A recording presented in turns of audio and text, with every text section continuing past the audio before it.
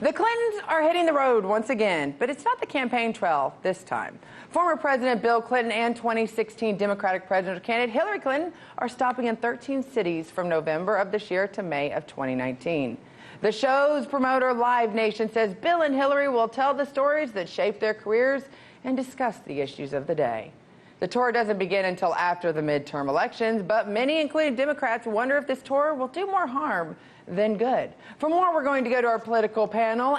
Reese, attorney and founder of Babes in the Workplace, and Ed Martin, president of the Eagle Forum. Thanks for meeting me. So, have you gotten your tickets to the Bill and Hillary campaign tour 2019? Are you sure it's not 2012? Well, it kind of feels like it again. Are we in the time machine? Have you bought your ticket yet? I don't have my ticket. I think I've heard enough, but at this point, I understand that she's looking to solidify her place in history. Hillary's not had enough yet. She's looking at the news and going, wait a minute, you mean that Brett Kavanaugh has a place in history and I'm not the first female president? Are you kidding me? And so Hillary has she sat there and she's incensed and she said, you know what? This isn't over until it's over. Maybe the third time's a charm. Well, that's just saying, is this kind of moving up? Is this, I hate to say this, is this kind of trying to get the enthusiasm back up for her for another presidential run? Or is she just going, you know what, I'm really jealous of what the Obamas are doing, and I'm going to follow in the same footsteps? Well, they do say that anyone who's ever run for president, it's like a fever. You can never get rid of it. It's like malaria. You have it and it comes back. But I have to say, John Kerry is back having a conversation. You got to wonder, is John Edwards going to emerge from the sidelines and say, look at me too?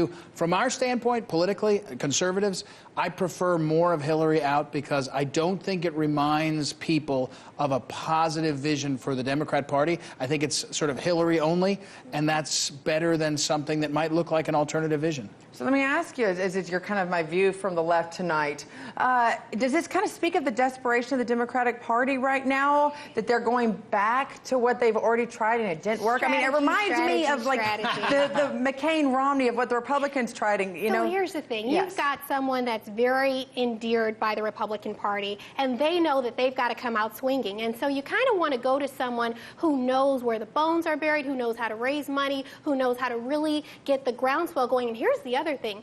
There is not just a red surge and a blue surge, but there is a pink surge happening. Right now we have 30 women who have run for Congress. And so in this country, we realize that women are saying no to the status quo, and they're running for office. And because of the Brett Kavanaugh nomination and, him becoming a Supreme Court justice, people are deciding that, you know what, I may not be so beholden to the Republican Party as I once was. So Hillary's hoping to take advantage of that, and you can tell that this is strategic based on what the timing? Midterms. After the midterms, she's sitting there with her abacus going, okay, now how many states have we taken back? Okay, and that abacus is clicking, trust me. But haven't we already said no to Hillary as a country? Wouldn't they be more popular maybe running like Michelle Obama? Wouldn't that be more of a threat to the Republicans? Look, I don't think that she's a real threat in 2020. I think she wants to be. But look, from the standpoint, remember what Bill Clinton did. He was for NAFTA. Bill Clinton was NAFTA. Hillary Clinton was TPP. There's a whole bunch of people in Ohio and Michigan and Pennsylvania that are looking up and saying, wait,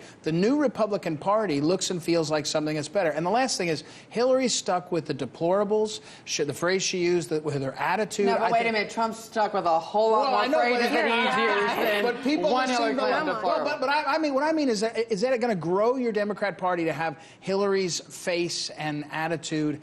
I think it's a loser. I don't think she's real in 2020. I think she and Bill, as you say, want to be part of history. They will be. But I think with a free-for-all that starts the day after the election, Kamala Harris and Cory Booker and Pocahontas, Elizabeth Warren. I think the Democrats want to save the fresh blood for the next election. And they realize that, hey, if we're going to lose this one, let's lose it with Hillary. Well, gosh. Well, but let me say this. The other part that she's getting some criticism on for, and honestly, the Obama's got, because with Michelle's tour as well, these tickets are expensive. This is not common. People can go to this. In fact, you're asking a lot of people to buy tickets to go to these political events Republicans do it too. Yep. That where you've got the people that are speaking make 100 times more than the poor people that really just want to see someone they admire. Absolutely. Is that a good approach for either party? I'm not personally convinced, but here's the thing about it.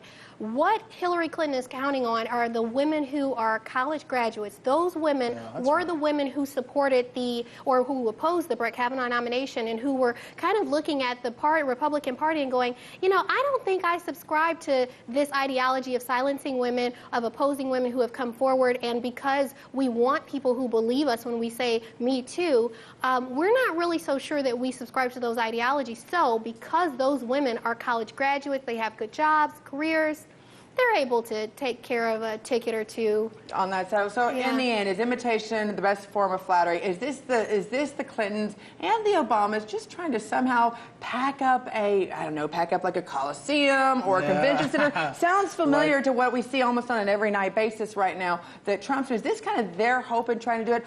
Or would it be better if maybe they just said, you know what, let's kind of crash a Beyonce or a Katy Perry concert? Yeah, I mean, you look, here's the thing.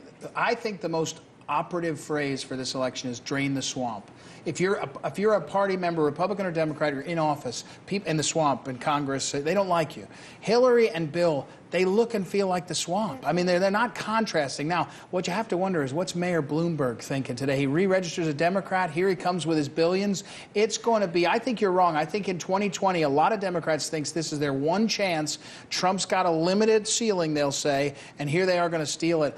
I think you're going to see 20, 25 Democrats and lots of money, and it'll be really fun to watch. At this point, though, the fact that we're already saying the word 2020 almost makes me want to break out in hives myself and go to a concert. Thanks for joining both of us on a great conversation. Thanks for having me.